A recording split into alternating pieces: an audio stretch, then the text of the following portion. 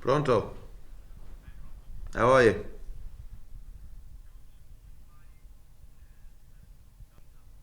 Yeah, of course, because there's respect between the two. And it's because the reason that he wants to bring him into camp is because he believes he's a world class fighter. So, yeah, and from our point of view, we can do the necessary PR while he's here, you know, and just say, because he has to make some noise again. He's gone missing since the fight. Sparring aside, what sort of fight does he want to be in next? Will he fight Chisora next? So what he should do is he should fly on Sunday. On Monday we should go to Sky, and then Monday afternoon go up to Sheffield, and then start sparring on Tuesday. You know, AJ doesn't want to spar someone who is not on a world level. AJ wants someone that he's gonna be competitive. It's a compliment rather than an insult. All right. Okay. Speak soon. Bye. It's like, Takam's obviously been in that fight, wants to rematch Joshua, really. The reality is that's not going to happen anytime soon, but who knows down the line. But sometimes, when you get asked to come as a sparring partner, it's just that understanding of, is it disrespectful or is it a compliment? And what their argument is, we want to be a world title contender. We don't want to be a sparring partner.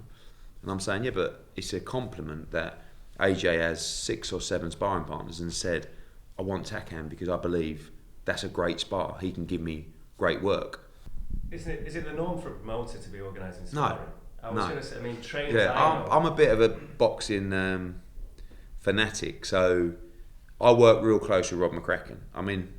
It's not just a case of me, I'm responsible for AJ sparring, what I say goes. I have a very close relationship with Rob, and we're a team. I'm a boxing fan, so I know all these fighters. I know, like Marlo Moore, for example, he's a kid out of, he's just had one fight, but he's with Virgil Hunter. I know all about him, I've heard about him, I know how he boxes, I've seen him, I've studied him on YouTube. He had the perfect style for Joseph Parker. So, and most people have never even heard of him. So it's my job to work with Rob and put forward suggestions. Takam is one that's come from Rob McCracken. But I will just phone Rob and say, there's this guy, there's this guy, there's this guy. It is unusual. But there's so much at stake and it's such a high level. I don't organise sparring for our Southern Area champions. Yeah. But this is so important that the preparation. And I know Anthony as well as anyone in terms of his preparation, his mindset of camp. So poor sparring equates to a little bit of negativity, or we can't afford to leave one stone unturned in a camp like this for a fight like this. So if it means me putting in an hour or 2 of my time, or at night studying footage, or going through box rec, or just speaking to the US and finding the right guy, no problem. I was actually watching some footage last night with my dad when he started out boxing promotion.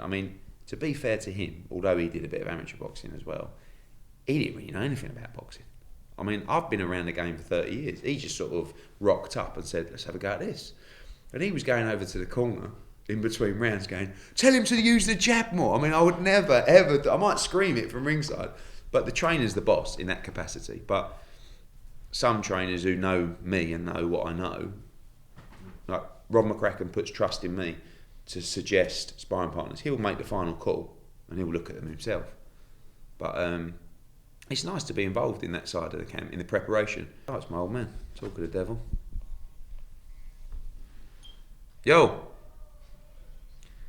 I'm just doing something with talkSPORT, and I was talking about a documentary I watched last night, which was about you getting involved in boxing, and the fact that you were absolutely clueless. You didn't know what was going on.